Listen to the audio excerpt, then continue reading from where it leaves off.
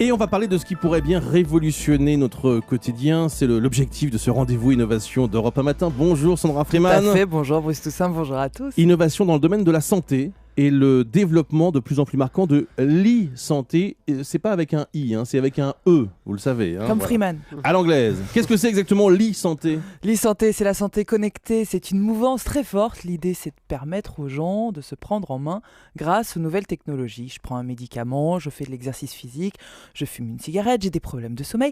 Des applications, des interfaces existent de plus en plus pour nous accompagner au quotidien, comme le ferait un peu un coach en fait. Alors, quelle forme prend concrètement ce genre d'accompagnement de santé ? Eh bien, différentes formes. C'est un secteur porteur avec en France près de 300 opérateurs privés, une dizaine dans le secteur public. Et ça va des plus petits acteurs comme une start-up française, Human Life, et son application mobile pour vous coacher et arrêter de fumer, aux plus gros acteurs, une multinationale comme Nike et son bracelet pour mesurer, calculer votre activité, encourager votre motivation. En fait, il y a aussi par exemple cette entreprise française, WeThings, qui s'impose avec des produits très innovants, son tensiomètre connecté pour mesurer sa tension artérielle, on le passe autour du bras, on le branche à son smartphone et on visualise instantanément sa tension, son rythme cardiaque, tout est enregistré. Faut pas confondre avec l'heure, quoi. Dans c'est son tout, app. Voilà, c'est ça.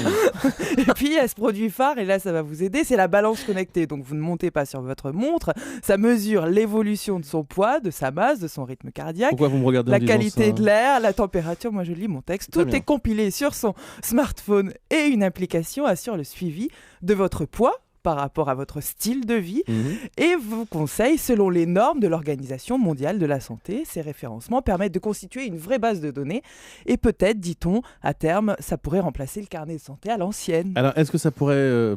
Ça peut vraiment marcher parce que là, comme ça ressemble un petit peu à des gadgets, on peut le dire. C'est vrai, mais en réalité, ça reflète plus une mouvance de société parce qu'on y répond à des vrais enjeux de santé, les suivis des maladies, face au vieillissement de la population, le besoin de bien-être chez les actifs, les gestions d'addiction ou encore la pénurie localisée de médecins. Le marché global de l'e-santé, quand même, est estimé l'an dernier à 2,5 milliards d'euros et devrait progresser, d'après une étude Xerfi, de 4 à 7% en moyenne par an d'ici l'horizon 2017. Je retiens tout de même que le carnet de santé pourrait bien, le carnet de santé de nos enfants pourrait bien disparaître. Julie, vous vous rendez compte ? Je suis atterrée. Mais tout si fout le camp. Oui, mais si on offre un téléphone portable à chaque nouveau-né, ça peut être une solution. Avec une puce sous l'orteil. Merci beaucoup, Sandra Freeman. Allez, à demain. À demain.